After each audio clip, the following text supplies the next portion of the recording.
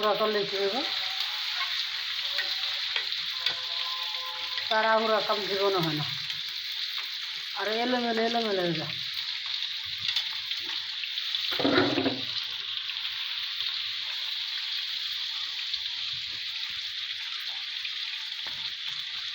Tomato তরকারি লগে দিলে আমি একটু খাওয়াই না।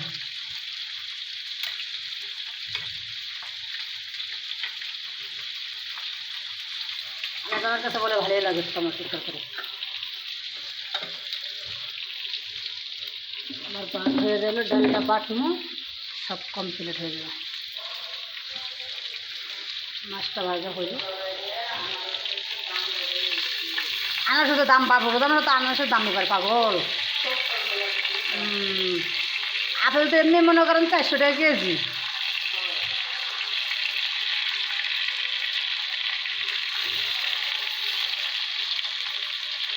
কাপড় মাছগুলো কিরম হয়ে যাচ্ছে কি